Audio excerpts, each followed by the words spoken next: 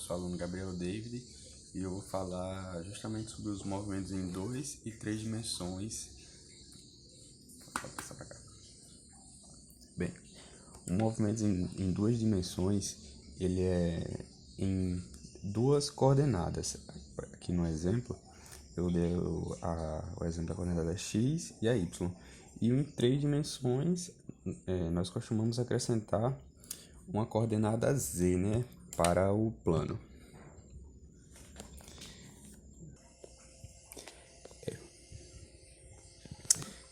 Falando aqui sobre o vetor posição, a gente, quando em tridimensional, a gente tem que pegar o vetor, nós temos que de alguma forma destacar cada uma das dimensões e mostrar muito bem como elas estão.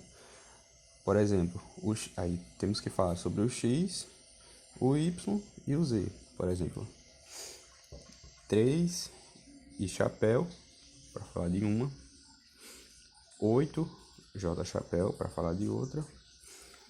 E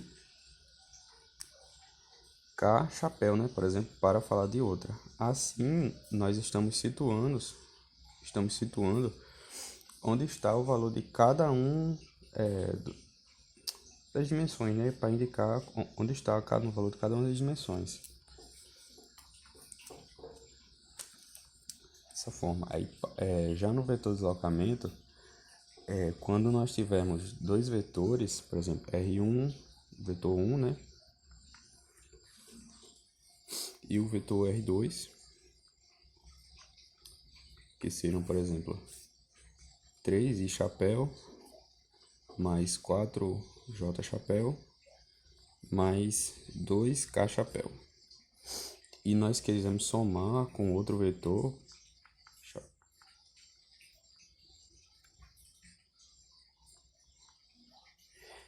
nós em momento algum poderemos somar esses valores como um todo.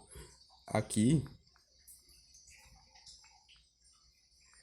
ficaria dessa forma, a gente somaria somente cada um com cada um, ou seja, como se fosse cada dimensão com cada dimensão. Por exemplo, aqui a soma desses dois vetores ficaria 5 e chapéu, esses outros dois 6j chapéu e o outro 3k chapéu, dessa forma.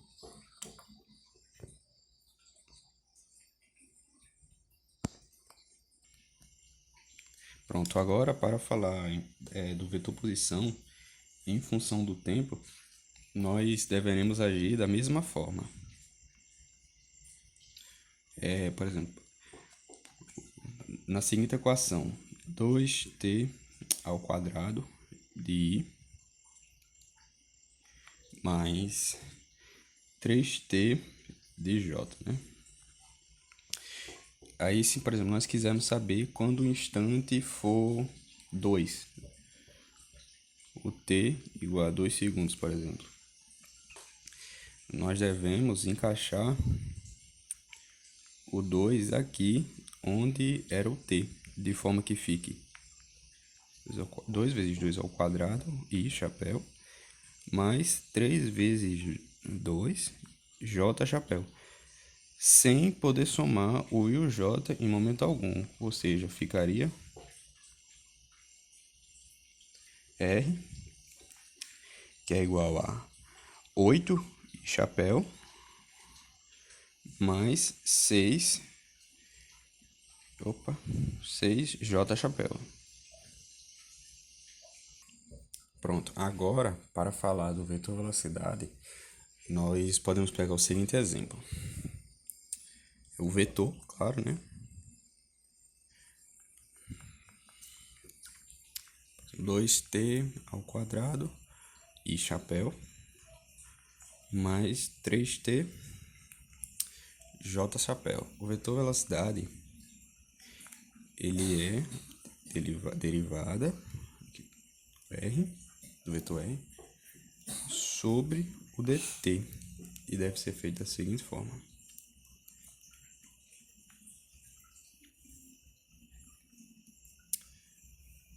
A derivada do primeiro, né, que seria 2t ao quadrado e chapéu, mais a derivada do segundo, que seria o 3t j chapéu,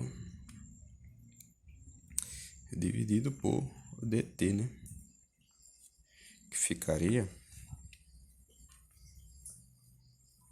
4ti chapéu mais 3 j chapéu.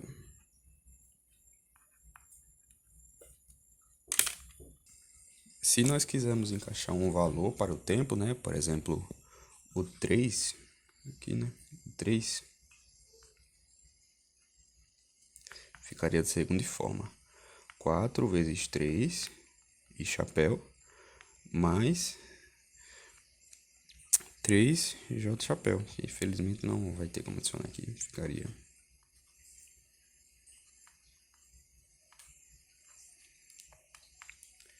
12 e chapéu mais 3 j chapéu. Agora falando sobre o vetor aceleração, né? Que é a velocidade sobre o tempo. Por exemplo, se nós tivermos aqui no vetor do tempo 4t e chapéu mais 3j chapéu metros por segundo, ficaria d de t, né? Igual a d de 4t e chapéu mais 3j chapéu, que após a derivada, né, ficaria o 3 some e o t também fica, ou seja, o j chapéu acabaria sumindo, ficaria 4 e chapéu metros por segundo. Pronto, e agora eu vou fazer uma questão aqui sobre o exemplo, uma questão sobre o movimento.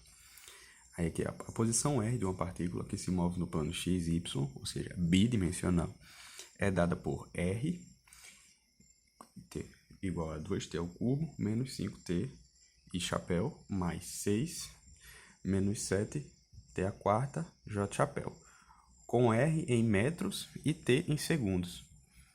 Na rotação dos vetores unitários, calcule A, o vetor R, B, o vetor velocidade, ou seja, A, o vetor posição, e C, o vetor aceleração para o T no instante 2 segundos, né? Vou fazer o vetor posição aqui.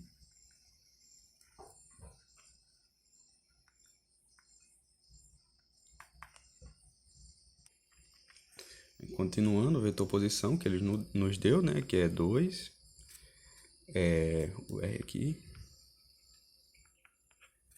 2t ao cubo menos 5t e chapéu mais 6, opa, essa vírgula aqui não existe, menos t à quarta j chapéu. Lembrando que o t é em 2 segundos, né?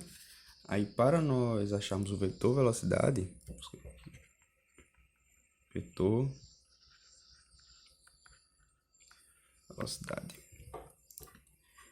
nós temos que derivar, né?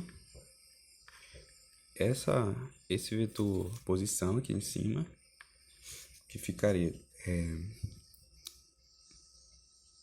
6t elevado ao quadrado menos 5 e chapéu mais 6 some aqui, ficaria menos 7 vezes 4, 28 elevado ao cubo j chapéu. E o vetor aceleração